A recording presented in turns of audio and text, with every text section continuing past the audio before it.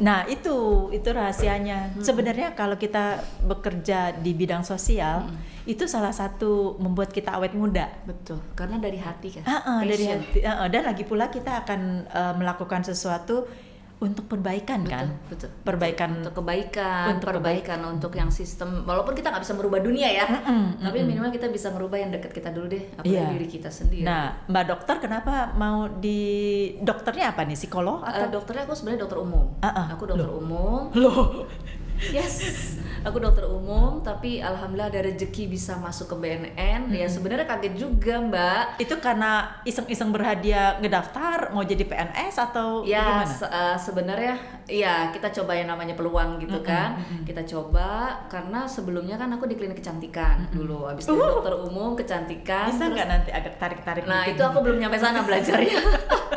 Zaman dulu kan masih sebatas mikrodermabrasi dan peeling kan betul, gitu. betul. Nah ternyata pas lihat di iklan, oh iya ada gitu kan ini, terus kemudian kita daftar, alhamdulillah dapat PNS di BNN itu tahun 2011. Aku angkatan 2011. Tapi waktu mendaftar tahu kan apa yang akan Nggak dilakukan? tahu, blank. Karena gini, Badan Narkotika Nasional, what is it, what the hell is it, what the kind of this gitu kan. Gitu. Tapi nggak apa-apa deh, siapa sih nggak kepengen jadi PNS gitu kan. Udah coba. Jadi tujuannya PNS dulu PNS ya? aja dulu, karena kan cita-cita orang tua nih, paling enggak kan kamu bisa jadi PNS deh, karena dulu kakek nenek kan PNS gitu kan, kebetulan nenek kakek tuh guru, kepala sekolah, Meneruskan legacy ya? Tongkat estafet guru nih ayo dong lanjutin gitu kan. Terus ya alhamdulillah dapat. Nah pas masuklah di BNN, apa sih ini ya, terus kok rehabilitasi ini apa sih, ngurusin apa sih gitu kan. Nah ternyata di situ ada 3 bidang, PLRIP yaitu instansi pemerintah, komponen masyarakat, dan pasca rehabilitasi. Kita masih bingung nih apa nih, bentuk apa gitu kan. Ternyata ya PLRIP itu kerjasama dengan pemerintahan gitu kan, yang stakeholder nih untuk rumah sakit, puskesmas gitu ya, untuk khusus pemerintahan. Kalau komponen masyarakat khusus yang swasta, berupa yayasan gitu ya, rumah sakit swasta. Pasca rehab ini untuk layanan klien yang habis selesai direhabilitasi untuk aktif kembali, produktif kembali. Maka tadi sempat ngobrol kan dengan berbagai pihak. Kita nih kekurangan nih klien nih harus apa sih habis dari pulih gitu kan bisa jadi produktif. Nah itulah tugasnya Pasca, kerjasama juga dengan stakeholder yang bisa membuka lapangan pekerjaan, minat dan bakat, pelatihan. Apakah BNN sendiri tidak ada bagian untuk melatih itu, bahwa dia siap terjun lagi ke masyarakat setelah direhab? BNN itu satu kesatuan rehabilitasi, jadi selain untuk rawat jalan langsung ke pasca rehab itu sebenarnya tidak ada bidang khusus sendiri, tapi digabungkan bahwa kalau dia sudah selesai, nah itulah pasca rehab. Jadi makanya dinamakan rehabilitasi berkelanjutan. Nah tugas kita lah yang menggandeng nih stakeholder untuk bisa bergabung sama kita melaksanakan pelatihan. Oke, jadi Mbak Dokter ini masuk di pasca rehab. Sebenarnya kalau udah masuk ke semua bagian, kita jadi semuanya jadi ikutan gitu ya, bukan tiga divisi ini. Nah, jadi awalnya saya di BNN Pusat, Mbak. Di BNN Pusat 3 bagian itu kan, kemudian pindah ke BNNP provinsi, yang dimana BNN itu kan vertikalisasi. Jadi semua provinsi di Indonesia itu ada. Di BNNP ngurusin juga rehabilitasi yang layanan assessment yang tadi itu dia apa sih ini gitu kan. Nah kan kita dilatih gitu ya menerima layanan. Nah di BNNP itu ya memang bagiannya 3 juga, tapi 3 bagian itu juga, tapi kita bareng-bareng gitu ngerjainnya. Jadi tidak terbagi antara divisi satu dengan lainnya ya? Iya, bisa sesuai dengan spesialis. Kalau gitu, untuk rehabilitasi khusus gitu kan. Kalau pemberdayaan, pencegahan itu ada lagi gitu kan. Pemberantasan ada yang urusan sama polisi, penangkapan, penindakan gitu ya. Kalau di rehabilitasi sendiri 3 divisi ini yang PLRIP, PLRKM, dan Pasca ini menjadi satu kesatuan untuk kita sendiri yang petugasnya. Tapi kalau untuk divisinya memang sendiri-sendiri gitu. Jadi kenapa ada keterkaitan atau tidak bisa karena dilepaskan? saling berhubungan. gitu ya. Kalau kita tangan, kalau nggak ada kaki kan susah. Nah, jadi kita memang satu bagian tubuh rehabilitasi ya ini PLRIP, PLRKM, pasca rehab. Nah, pertanyaan sebelum lanjut nih ya, pertanyaannya bagaimana bisa adaptasi? Kan backgroundnya beda nih. Yes, betul. Dokter umum, terus kemudian menjadi Bisa jadi psikolog, bisa jadi psikiatri, bisa jadi peksos, pekerja sosial, semua. Nah, Ya itu lagi berdasarkan praktek di lapangan, ketemu klien. Sebenarnya kita bukannya mau jadi pahlawan ya di saat itu. Artinya gini, semua klien kan punya masalah yang berbeda-beda. Kayak kita harus nyelesain nih, padahal sebenarnya kita nggak bisa. Tapi mau tidak mau kita jadi tahu kan, apa ya ilmunya begini ya. Oh ini kita harus kemana ya? Oh harusnya dirujuknya ke sini, ke sini. Jadi kita memberikan alternatif sehingga lama kelamaan dengan berjalannya waktu ternyata durasi bekerja, durasi kita ketemu orang, durasi pengalaman itu membuat kita nambah lagi kan wawasan gitu. Jadi yang tadinya nggak ngerti nih harus begini, oh ada kok yang kesini harus kesini gitu. oh jadi sebenarnya tidak ada ilmu sendiri, nggak ada. Awalnya aduh apa ya, kita narkoba kalau di kampus kan nggak semua kita pelajarin. Penyakit jiwa pun hanya saat koas ataupun saat di kuliah aja, dan itu pun hanya di satu semester awal misalnya gitu kan, hanya beberapa jam mata kuliahnya, tidak lanjut langsung kita fokus gitu kan, karena ada di kedokteran juga ada spesialisasinya kan. Betul. Sudah masuk ke dalam spesialisasi nggak waktu itu? Enggak, belum. Saya nggak ambil spesialis gitu ya. Jadi pas di sini kita jadi gila ya, kita jadi semuanya loh ini, gila hebat banget ya ilmu rehabilitasi ya. Artinya semua aspek kita pelajarin, mental, psikologi, spiritual yang nggak ada di kuliah. Benar. Latar belakang kita tuh kemarin jadi dokter tuh kita kan taunya biologi, fisika, kimia, neurologi dan lain-lain itu kan hanya sepintas, tapi kita tahu nih bagaimana nginikan pasien, SOP UGD, klien satu-satu pasien saat kita pasien yang sakit bener-bener, tapi ternyata sakitnya bukan tubuhnya nih, ternyata mental illness-nya, pikirannya, psikologinya. So kita harus bisa dong ya. Ada rasa takut nggak waktu tahu ini pertama kali ya, ini di luar dari ilmu nih gitu kan, ini di luar dari ilmu, nanti aku salah ya memberikan informasi. Pernah aku melakukan beberapa kesalahan, misalnya memberikan salah informasi atau apa, jadi mungkin pasien atau keluarga yang kurang berkenan komplain gitu ya, tapi itu jadi pelajaran buat kita. Jadi semakin hari juga jadi bijaksana kan dalam mengatasi gitu pengalaman ya. Ya, kemudian teman-teman juga yang saling menguatkan. Kita punya tim kan, kebetulan dari tadi yang aku cerita, aku di BNN Pusat, ke BNN Provinsi, dan alhamdulillahnya dikasih kepercayaan di BNNK Jakarta Utara sampai sekarang masih megang rehabilitasi. Kalau kata orang direhab melulu lo nggak sembuh-sembuh kata dia. Nggak pernah keluar. Ya gimana, udah jiwanya di situ gitu ya. Kita bantu teman-teman sama-sama. Jadi ya memang teman-teman inilah yang kita bisa saling support gitu loh Mbak. Jadi kalau ada apa-apa kita gimana, oh enggak ini harusnya kayak gini dok, ini harus kayak gini. Jadi memang tadi juga sempat ngobrol gitu ya, jenuh nggak sih gitu kan, ada pertanyaan pasti ya di masyarakat nih, dokter ntar marah-marah atau dapat komplain kayak tadi gitu.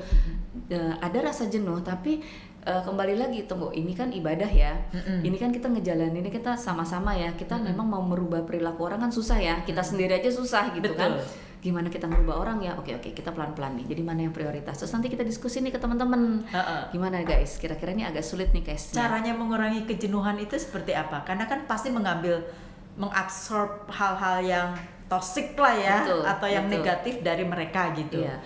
Sebenarnya kalau menghindari kejenuhan ya pasti semua orang bilang gampang dengan apa, tapi agak sulit juga karena kita kayak ngerasa ini beban moral nih buat kita karena ngelihat mereka kok susah ya, ternyata ada ilmunya lagi gitu. Jadi setelah kejenuhan itu kita coba lagi, saya harus konsultasi ke teman yang lebih senior mungkin ya, sudah jauh lebih berpengalaman, gimana rasanya. Oke, kalau lo jenuh coba lo agak mundur sedikit, kira-kira mana prioritasnya dia, kira-kira kita gini, kita makan, kita apa, terus kita healing aja deh sesuai dengan hobi kita masing-masing, kemudian kita harus balik lagi kan ke situ, tapi setidaknya lebih fresh gitu. Jangan sampai kita overlapping, kita salah atau kita memutuskan sendiri padahal di luar situ tuh kita masih punya beberapa orang yang harus kita rujuk misalnya ke sesuai profesi yang lebih kompetensi mungkin. Tapi tetap ada pengembangan Betul. misalnya edukasi atau segala macam untuk diri sendiri ya. Betul, Dari dari kantor atau dari. Ya, betul. Kalau di kantor kan kita memang dikasih kesempatan untuk pelatihan. Jadi kita juga kerjasama dengan UNODC ya, dengan United Drugs lupa aku tuh nanti Nanti kita lihat lah ya. itu di UNODC itu. Nah, kita ada pelatihan-pelatihan dari UTC 1 sampai 5. Nah, itu kita harus menguasai. Nah, di situ itu ada modal-modalnya. Modal-modal itu ada ilmunya. Bab 1 tentang bagaimana sih kita komunikasi dengan klien, kedua bagaimana komunikasi dengan keluarga, kemudian mengisi lembaran formulir assessment, kemudian kita ada konseling, tahap sekian apa yang harus dilakukan, bagaimana penilaiannya, skornya bagaimana kita hitung, setelah itu baru kita lihat apakah dia benar-benar udah pulih atau belum, masuk ke bagian mana nih, ada MI, motivation interviewing, kemudian CBT, cognitive behavior, mana yang bisa kita ambil nih, klien mana yang bisa gini. Jadi itu benar-benar kita pelajari semua. Akhirnya karena tiap hari kita melihat ilmu itu kita pakai, terus kita juga pasti konsultasi ke yang lebih senior gitu ya. Akhirnya kok ternyata it's not difficult ya, yang dulu kita malah mikir enjoying kali ya. Iya, kok dulu kok kayak susah banget, oh my god nih apa gitu. Tapi ternyata ternyata enak, dan itu bisa diaplikasikan di diri kita, anak kita, dan keluarga kita dan sekitarnya yang memang itu. Betul. Oh, I see. Nah, kalau rehab ini pasca ya berarti? Iya, pasca berarti rehabilitasi. ada berapa banyak biasanya kalau satu orang yang kita rehab gitu loh? Sebenarnya target kita punya target. Setiap tahun kita klien untuk rawat jalan itu dulu tahun lalu dengan anggaran yang lumayan ya. Kalau sekarang kan mungkin sudah dipotong-potong ya. Dulu tuh bisa 100 klien. Sebelumnya pengaruh gak tuh? Pengaruh banget, karena kita nggak bisa turun ke masyarakat dan kita nggak bisa memberikan pelatihan-pelatihan yang maksimal. Tapi itulah gunanya kita kolaborasi. Nah, jadi saling bisa melengkapi kan, menutupi kekurangan. Jadi itu sangat penting sih, sinergi sama kolaborasi itu. Dengan pihak ketiga. Dengan pihak ketiga, betul. Oke, terus balik lagi kalau untuk target kita setiap tahun tuh sebenarnya bervariasi. Tahun lalu mungkin bisa sampai 150 klien gitu kan, dengan efektivitas anggaran jadi 100, dan tahun ini 30 klien. Aduh, ini karena anggaran. Anggaran. Jadi 30 klien ini yang ya kita optimalkan lah bagaimana, tapi tidak menutup kemungkinan karena kita kan jasa, kita pelayanan. Jadi tidak terikat dengan target itu. Mau lebih klien datang karena memang voluntary sukarela, monggo silakan. Dan itu ternyata adalah angka keberhasilan kita di masyarakat, bahwa terbukti masyarakat itu percaya sama kita. Masyarakat udah nggak takut lagi untuk melaporkan rehabilitasi. Jadi mereka juga sudah terbuka dan volunteer mau dengan Betul. diri sendiri untuk datang ya. Betul, karena kan memang kita ada dua sistem sebenarnya ya. Ada dua cara untuk datang rehab. Satu via compulsory. Compulsory itu adalah yang berkaitan dengan hukum. Dia tertangkap, kemudian diproses, kemudian lakukan layanan rehabilitasi. Atau ada yang voluntary. Voluntary itu sukarela. Yang dia sukarela datang ke kita membawa keluarga dengan pendamping, dengan KTP dan lain-lain. Itu juga ada. Jadi kita sekarang alhamdulillah di Jakarta Utara ini ternyata sukarelanya lebih banyak dibandingkan compulsory-nya. Berarti terbuka ya, transparansi itu memang dengan adanya sosmed, dengan adanya kepercayaan masyarakat bahwa identitas itu konfidensial. Kan kita dokter, kita kesehatan, kita megang rahasia. Di situ ada SOP-nya, ada etisnya gitu kan, ada etika medisnya. Jadi ini keluarga lebih sekarang safe ya, lebih untuk bercerita, untuk mengeluarkan semuanya, bahkan yang tadinya dia nggak tahu dia bisa tahu, karena itu tadi ilmu kita adalah MI tadi. Sebenarnya apa sih dasar sampai mereka memakai gitu? Kalau untuk ini kan karena kita lagi di BNN ini Astacita dan bagaimana kita mau ke generasi emas gitu kan. Betul. Ternyata generasi emas itu kan di usia yang sangat produktif nih. 14, ada yang 16, kemudian sampai ke 35 tahun. Oke. Memang di situ alasan berbeda-beda, tapi lebih banyak coba-coba alasannya. Gengsi, pola hidup, lifestyle, pertemanan, dan kejenuhan. Jadi sebenarnya 5 faktor inilah yang mempengaruhi kenapa dia pakai. Gitu. Dan memang sebenarnya dinamis, kompleks, dan perlu kita tangani secara humanis klien-klien ini. Benar. Sehingga kita juga sebenarnya kita jadi belajar dari klien kadang-kadang. Betul. Apa yang bisa kita lakukan, kemudian saya harus begini, ternyata dia menghadapi ini, jangan sampai ini terjadi di keluarga kita. Ada keluarga yang kelihatannya sukses, bagus semua, pendidikannya bagus, tapi ternyata terjerat narkoba gara-gara apa? Ajakan teman, lifestyle, pola hidup. ngegeng gitu kan, dari tadinya lingkungannya sehat tiba-tiba diajak gue bawa nih 1 ganja misalnya, lu cobain, nanti gue beliin, nanti gampang ini. Jadi bukan karena masalah keluarga atau masalah komunikasi di keluarga atau kesel sama orang tua nih, Iya, atau betul, dengan atau broken heart gitu, dengan pacar putus, udahlah gitu, pelampiasan. Itu ternyata nggak semuanya seperti itu. Itu gitu. bukan basic Bukan. mereka memakai ya. Jadi coba-coba bahaya ya. Coba-coba itu kan seperti kita beli kuliner. Betul. Gue coba deh cilok. Enak tuh kita beli terus kan. Akhirnya Iya. ketergantungan, kalau nggak makan cilok kita nggak enak. Gitu. Kayak ngopi. Iya betul. Belum itu menjadi ngopi nih ketergantungan. Iya betul Mbak, betul banget itu. Jadi yang awalnya coba-coba enak 1 linting gitu kan, bagi-bagi sama teman, ketawa-ketawa tenang dengan alasan apapun gitu kan. Akhirnya besok dia coba lagi pakai, kepingin lagi coba pakai, akhirnya jadi ketergantungan. Saya boleh cerita mungkin di sini ada satu kisah. Latar belakang pendidikannya cukup bagus Mbak. S1-nya di luar negeri, S2-nya di Indonesia, S2-nya di bagian hukum pula, salah satu universitas negeri lah gitu ya, yang kita sebut, nggak usah sebut lah namanya. Saya tanya, kamu kenapa pakai? Kehidupan kamu kayaknya udah sempurna nih, kalau udah saya korek-korek gitu ya, asesmen lebih dalam lah. Tidak gitu. ada kekurangannya lah ya. Iya, keluarga oke, anak oke gitu ya, istri juga oke gitu kan. Enggak Dok, orang saya tuh lagi jalan mau ngopi sama teman-teman, diajak reunian, ternyata diajak pakai Dok, udah nih nyobain, nggak taunya saya digerebek, keapesan. Terus Jadi baru sekali itu. Iya, terus saya bilang lah, tapi kan kamu tahu, kamu latar belakangnya hukum, kok kamu nggak takut gitu loh dengan profesi kamu, marwah kamu nggak kamu jaga? Saya bilang, iya sih Dok, tapi yang namanya kita nyoba-nyoba kenapa? Uang saya nggak ngerugiin orang, saya beli sendiri dan semua have fun. Terus apa salah saya Dok? Kan saya cuma coba. Saya akhirnya berpikir, oke, dia benar-benar tidak bermasalah dengan masalah narkotika, tapi dia bermasalah dalam hukum. Dirinya Sedangkan sendiri. notabene dia itu orang hukum. Saya bilang, oh ternyata ada sesuatu yang mungkin dia belum penuhi apa. Kembali lagi, ternyata saya dalami lagi. Assessment yang kita lihat figure out, you look nice ya, You the look family good, is no problem. complete gitu ya. Oh ternyata ada satu masalah, ternyata apa, hubungan dengan istri gitu ya. Kemudian dan itu pun kita bisa lakukan setelah konseling berkali-kali. Dan akhirnya dia mau terbuka. Kalau pertama kita ketemu kan biasanya enggak udah orang Gengsi apa-apa ya? kok, iya malu, enggak nih cuma gara-gara istri saya aja ketakutan makanya saya gini-gini. Ternyata dites urin positif gitu ya. Nah hasilnya kedua ketiga ternyata ada masalah. Ya saya bilang semua masalah itu nggak bisa kita lari, kita harus hadapin gitu kan. Kita hadapin aja. Kira-kira nggak bisa, oke kita harus coba ke siapa, cari orang yang tepat untuk bercerita. Kalau nggak tepat akhirnya begitu kan, kumpul dengan teman-teman, diajak, akhirnya kepengen coba, nggak enakan, pakai. Yang kena siapa sekarang? Seluruh keluarga kan, pusing kan dengar begini. Iya sih Dok. Nah sudah, akhirnya sadar. Jadi kalau kita di treatment di ASI yang UNODC itu, MI dan CBT itu kita punya yang sistemnya terapi prekontemplasi, kontemplasi, action dan lainnya. Itu artinya tahapan awal kita bisa mengetahui kategori kita udah nyampe mana nih. Kalau prekontemplasi merasakan tidak ada apa-apa, saya tidak bermasalah dengan pengobatan atau narkoba yang saya gunakan. Kalau kontemplasi saya sudah menyadari yang sudah saya lakukan ini salah. Yang pertama ini karena denial atau karena Denial dan prekontemplasi tadi, karena dia nggak ngerasa orang saya cuma coba-coba kok. Kenapa Dok? Kan uangnya dari saya, belinya juga bareng-bareng, nyobainnya bareng-bareng. Lagi apes aja Dok, begini-gini. enteng ya? Enteng banget, ya karena dia nggak ngerasa ada masalah. Saya nggak ngerugiin orang kok Dok. Duit saya kerja, saya punya ini. Iya.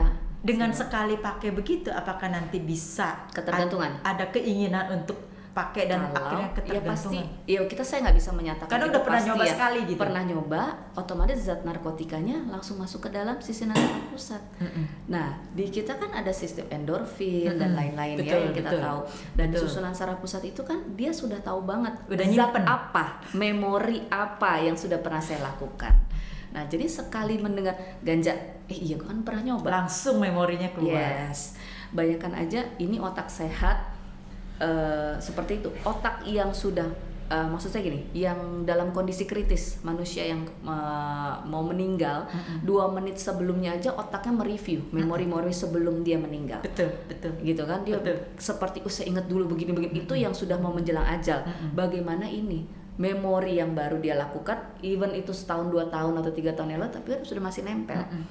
Nah, jadi kalau dia nanti mendengar kata ganja, dia mengenal temennya namanya yang dulu membelikan ganja, dia lewat tertrigger dengan hal-hal seperti itu, ya masih pasti ada memorinya. Dan untuk mencoba ada kemungkinan kalau kita tidak bisa mempertahankan pemulihan tadi. Gitu. Apakah ini kembali lagi contoh yang baru sekali nih ya, coba-coba. Nah, apakah kemungkinan untuk mencoba lagi kan ada, tapi adakah maksudnya kiat-kiat atau pencegahan bahwa dia tuh nggak mau coba lagi gitu, kayak kapok? Ada, dengan rehabilitasi itu tadi. Jadi tujuan rehabilitasi itu apa? Mempertahankan pemulihan untuk tidak pakai lagi. Even pemulihan itu bisa terjadi di saat 1 tahun 2 tahun atau bisa relapse kembali. Karena apa? Yang namanya penyakit adiksi adalah relapse chronic disease, di mana penyakit yang kambuhan bisa terjadi kronis. Kalau tadi ada trigger, jangan coba lah ya. Nah, ada triggernya gitu ya. Pokoknya benar-benar kita membuat circle pertemanan, support system yang baik gitu ya. Agama juga harus kuat gitu ya. Pendidikan, saya rasa setinggi apapun pendidikan, kalau pergaulannya atau mudah tergoda imannya itu sangat mudah gitu. Tapi intinya kalau kita sudah rehabilitasi, setidaknya ada ilmu atau ada bagian yang gue pernah part nih di rehabilitasi, gue ada triksnya untuk mempertahankan pemulihan. Kemudian fungsi rehabilitasi itu kan selain mempertahankan pemulihan, bisa produktif. Saya harus kerja lagi nih karena saya punya tanggungan, harus banyak yang saya openin, misalnya pegawai, orang tua, anak, istri gitu ya. Jadi banyak pertimbangan sebelumnya. Mulai lagi punya tanggung jawab. Kemudian next produktif dan kembali ke tapi fungsi Mbak, sosial. kalau misalnya baru sekali gitu, kemungkinan besar tidak adiktif itu masuk akal nggak? Masuk akal sih. Bisa. Karena itu kan baru sekali aja gitu, walaupun udah tersimpan memori. Iya, bisa untuk tidak terkenal lagi. Kalau memang yang tadi itu dia memang sudah mempertahankan pemulihan dengan baik, artinya ini cuma coba. Nah, gunanya rehabilitasi adalah dia datang kan ke kita, kita konseling. Bisa 2 minggu sekali, bisa 1 minggu sekali. Jadi kita konseling, kita tanya gimana perkembangan kamu, kehidupan kamu. Kadang-kadang mereka juga bertanya sama kita, "Dok, gimana nih caranya kita nih, gue tuh kemarin dok ditelepon lagi dok untuk diterima untuk make lagi dok," gitu kan, untuk join lagi bareng dia nongkrong segala macam. Gimana caranya dok? Ingat, berapa waktu kemarin sudah kamu habiskan waktunya untuk sia-sia, masa mau kamu ulang lagi? Kamu datang ke sini selama 2 minggu kan butuh effort. Kamu datang, kemudian kamu harus izin kantor, kemudian berapa biaya transport kamu harus datang, itu harus kamu pikirkan loh. Pengorbanan yang sudah kamu keluarkan, masa mau kamu buang sia-sia gitu aja? Kamu harus pikirkan apa yang sudah kamu keluarkan itu. Oh iya ya dok ya, oke, akhirnya nggak pakai. Waktu konseling ini bisa berapa lama? Setahun kah? Ini untuk orang yang baru coba-coba ya, untuk rawat jalan. Karena memang kami Mbak di Klinik Pratama BNNK Jakarta Utara ini di seluruh Indonesia sih, Klinik Pratama dan BNNP itu semua hanya menerima rawat jalan, kecuali yang balai-balai besar, Balai Besar Lido, Badoka, Tanah Merah gitu ya, Lampung, semua itu rawat inap memang khususnya. Kalau di rawat jalan itu selama 2 bulan. Jadi 2 bulan, 1 kali assessment, 8 kali konseling atau 6 kali konseling, 2 kalinya kita bisa lakukan layanan pasca rehab. Tapi bisa juga kita ganti karena sesuai kebutuhan. Tidak protapnya kamu harus 2 bulan, 8 kali konseling, 3 kali pasca, enggak juga, sesuai kebutuhan. Jadi juknisnya sudah jelas 2 bulan dengan 8 kali konseling, tapi sesuai kebutuhan. Kalau dia lebih, ternyata saya kayaknya lebih butuhnya 1 bulan lagi deh, 2 bulan udah lewat nih, 1 bulan, monggo silakan. Nah itu free ya? Free ya? Semua benar-benar gratis. Saya mau tanya mbaknya ini, gimana caranya dari dokter umum, constraint-nya atau challenge-nya, tantangannya apa dari dokter umum sekarang menjadi psikolog ya? Psikolog iya, psikiatri iya, konselor. Mesti tahu sifat-sifat orang seperti itu. Betul. It's gonna be hard ya? Apa susah sekali nggak? Awalnya saya tuh agak keras juga ya, artinya ini orang susah banget sih dikasih tahu gitu kan, kesel gitu ya, aduh kenapa sih harus begini. Tapi setelah kita belajar ya kan, kebetulan guru ini adalah Bu Aisyah Dahlan salah satunya. Ya, beliau juga mengajari kami, walaupun kami kadang-kadang nggak sempat ketemu, tapi saya suka dengerin YouTube-nya gitu ya, saya bagaimana, terus ternyata menurut dia ini adalah karakter, kamu belajar karakter katanya. Kita harus lihat bagaimana di latar belakang keluarganya, itu yang pertama. Kedua, karakteristik watak.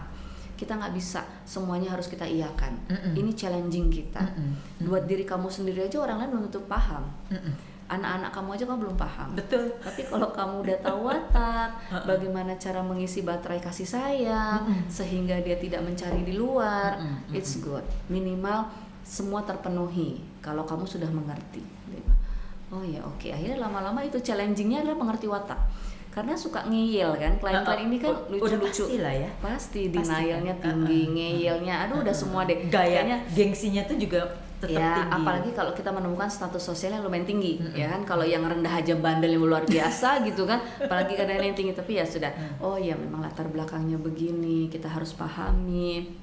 Ternyata tidak semuanya bisa kita ekspektasi kita tinggi, kita harus turunin lagi gitu ya. Yang tadinya nggak, kalau kan kita sama tim nih bertujuh, gimana kelihatannya rawat jalan nih dok begini, kalau menurut gue rawat inap nih gitu kan. Jadi kita suka diskusi kan. Setelah 1 minggu ketemu, nggak dok, ekspektasi kita turunin dok, ternyata dia bisa rawat jalan dan cuma segini. Kadang-kadang ada lagi case nggak bisa dok, ternyata dia harus lebih dari 2 bulan. Kita bisa begini, oke nggak apa-apa, ayo kita jalanin aja, yang penting dia bisa pulih dan kita bisa monitor. Dalam bagaimana mengevaluasi seperti itu ya? Kita punya form. Oke. Jadi satu rekam medis itu isinya lembarannya banyak Mbak Lucy. Kudu isi teman-teman kita ini konselor. Jadi kita pertama awalnya waktu ngisi itu mereka juga interview. Jadi kita ngobrol sama-sama. Oke, menurut kamu ini kamu gimana? Oke, kamu gimana? Ada momen formulir yang kita isi, mendengar dari dia. Tapi ada momen ya, ayo kamu isi. Nanti kita evaluasi, gitu sama-sama. Kita tidak bisa memberikan solusi sama dia, tidak boleh, bukan tidak bisa, tidak boleh memberikan solusi karena ini pemikiran dia, ini maunya dia, dan ini tanggung jawabnya dia. Dan dia harus isi itu supaya itu. Dan dia harus komitmen karena next ke depan saat dia konseling sama kita, ayo apa yang kamu tulis sudah ada belum? Bener nggak nih sesuai? Kenapa? Kalau tidak dilakukan kenapa? Kalau dilakukan gimana? Mayoritas hasilnya apakah semua ada bagus. Maksudnya cara jujur gitu isinya, iya. Nggak yang takut-takut terus dia mengisinya awal. Karena kan kita ada pertemuan pertama kan, itu yang tadi aku bilang itu tantangan. Iya. berat. Kadang kesel. Jadi kita punya form itu roda kehidupan, Wheel of Life namanya. Jadi roda kehidupan itu ada 6 kategori pengukuran. Kesehatan, pendidikan, keuangan, sosial, kemudian lingkungan, sama status pekerjaan. Jadi itu yang kita rangkum, kita lihat.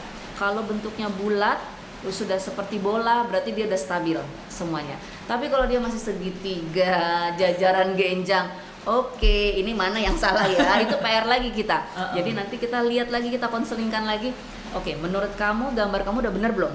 Belum dok. Oke, belum sis, belum bro, kan manggilnya sis dan bro. Sis and bro.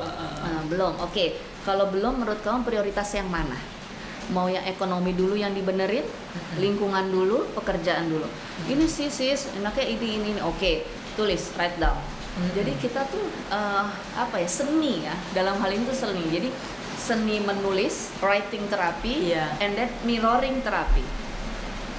Nah, konselor itu once in a while, periodically kudu konseling juga enggak? Kadang iya. Jujur Lin. Ya enggak, benar. Kadang-kadang gini, kita sama tim ya kan. Kalau saya kan sebenarnya dapat ruangan sendiri gitu ya. Tapi lama-lama saya nggak nyaman dengan kesendirian di ruangan saya. Jadi satu ruangan besar itu kita kumpul semua sama teman-teman kan. Tim kita 7 dapat 8 orang gitu ya. Jadi kita kayak ngobrol aja, ngoceh gini-gini. Sebenarnya itu bagian dari terapi, konseling kita. Ngoceh aja, udah lo dengerin aja ya, gue mau ngomong apa gitu kan. Kadang-kadang terus iya dok begini. Nah ternyata dia juga cerita hal yang sama. Jadi itu bagian kita diskusi, konseling juga.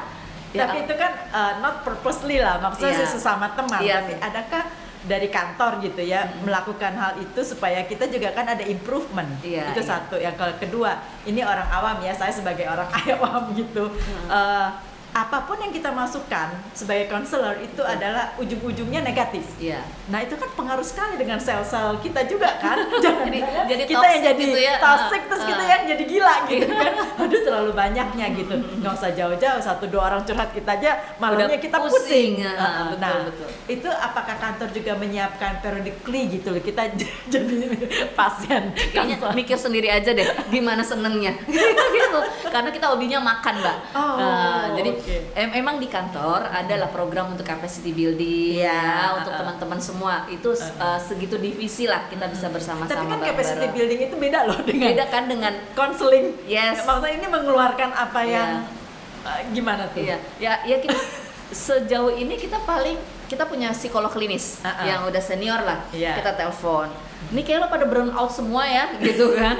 Coba lo kesini, lo cerita begini supaya kita brainstorming lagi. Kita harus gimana? Karena kan benar kata Mbak Lucy bahwa ini tuh lo pasti ada jenuhnya nih, Iya. apa yang harus lakuin.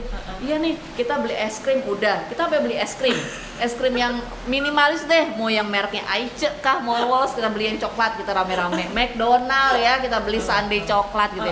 Nanti lama-lama kita penuh penyakit. Iya, kita ini juga nambah lemak nih ya, aku bilang gitu. Dah.